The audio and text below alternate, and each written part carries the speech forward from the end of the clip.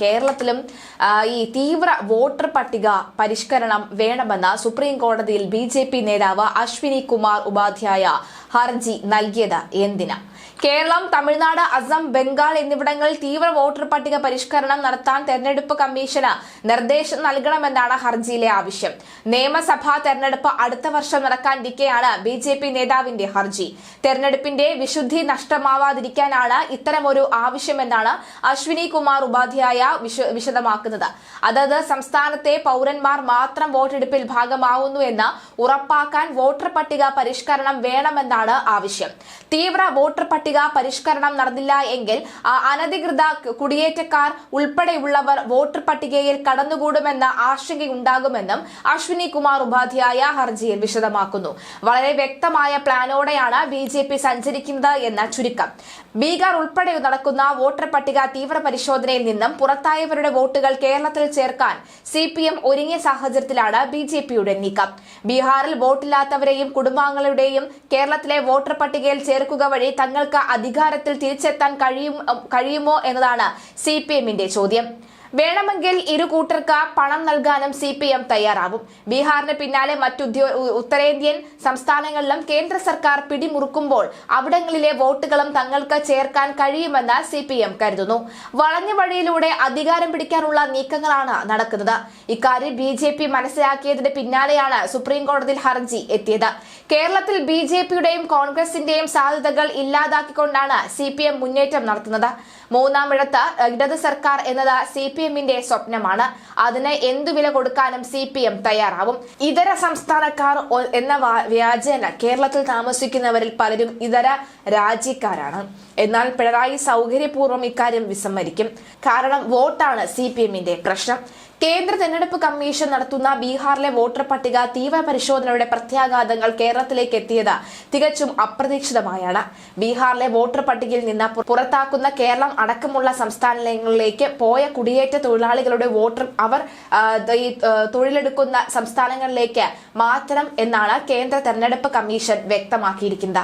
ബീഹാർ മാതൃകയിൽ രാജ്യമെമ്പാടും SIR നടപ്പാക്കുമെന്ന commission വ്യക്തമാക്കിയ സാഹചര്യത്തിൽ ബീഹാറിന് പുറമെ ബംഗാൾ, UP, ഒഡീഷ തുടങ്ങിയ സംസ്ഥാനങ്ങളിൽ നിന്നുള്ള കുടിയേറ്റ തൊഴിലാളികളും കേരളത്തിലെ വോട്ടർമാരായി മാറും. ഇതോടെ ഈ തൊഴിലെടുക്കാൻ വന്ന അതിഥി തൊഴിലാളികളുടെ വോട്ട് കേരളത്തിന്റെ ജനവിധിയിൽ നിർണായകമാകും. കേരളത്തിലെ ഭരണം ആര് പിടിക്കുമെന്ന് തീരുമാനിക്കാൻ ബംഗാളികൾക്ക് കഴിയുന്ന സാഹചര്യമാണ് നിലവിലുള്ളത്. അതായത് പണമെറിഞ്ഞ് വോട്ട് പിടിക്കാമെന്ന ചുരുക്കം. ബീഹാറിൽ വോട്ടർ പട്ടിക തീവ്ര പരിശോധനയുടെ അപേക്ഷാ സമർപ്പണത്തിന്റെ ആദ്യഘട്ടം കഴിഞ്ഞ ശേഷം കേന്ദ്ര തെരഞ്ഞെടുപ്പ് കമ്മീഷൻ പുറത്തുവിട്ട കരട് വോട്ടർ പട്ടികയിൽ നിന്ന് കേരളം അടക്കമുള്ള സംസ്ഥാനങ്ങളിലേക്ക് തൊഴിലിന് പോയ നിരവധി വോട്ടർമാരെയാണ് വെട്ടിമാറ്റിയിരിക്കുന്നത്. തങ്ങളുടെ വോട്ടർ പട്ടിക പരിശോധനയ്ക്കുള്ള അപേക്ഷാ ഫോറങ്ങൾ പൂരിപ്പിച്ച് നൽകാത്തവരെ സ്ഥിരമായി മാറി താമസിച്ചവർ അല്ലെങ്കിൽ കാണാൻ കഴിയാത്തവർ എന്ന ഗണത്തിൽ ഉൾപ്പെടുത്തി വോട്ടർ പട്ടികയിൽ നിന്ന് ഒഴിവാക്കിയിട്ടുണ്ട്. 1950 ജനപ്രാതിനിധ്യ നിയമത്തിന്റെ 19ാം വകുപ്പ് പ്രകാരം ഒരാളെ ഒരു മണ്ഡലത്തിലെ വോട്ടർ പട്ടികയിൽ ചേർക്കണമെങ്കിൽ ആ മണ്ഡലത്തിലെ സാധാരണ താമസക്കാരനായിരിക്കണം എന്ന നിബന്ധനയിൽ പിടിച്ചാണ് തൊഴിൽ തേടിപ്പോയവരെ നീക്കം ചെയ്തിരിക്കുന്നത്. ജനപ്രാതിനിധ്യ നിയമത്തിന്റെ 20ാം വകുപ്പ് സാധാരണ താമസക്കാരൻ എന്നതിന് നൽകിയ ഈ വിവക്ഷയാണ് കമ്മീഷൻ ഇതിനായി ചൂണ്ടിക്കാണിക്കുന്നത്. ഒരാൾക്ക് ഒരു മണ്ഡലത്തിൽ വീടുള്ളതുകൊണ്ട് മാത്രം അവിടത്തെ സാധാരണ താമസക്കാരൻ എന്ന അർത്ഥമില്ല എന്നും അതേസമയം താൽക്കാലികമായി സ്വന്തം നാട്ടിൽ ഇല്ലാതെ പോയവർ സാധാരണ താമസക്കാരനായി കണക്കാക്കുമെന്നും 20ാം വകുപ്പ് വ്യക്തമാക്കുന്നു.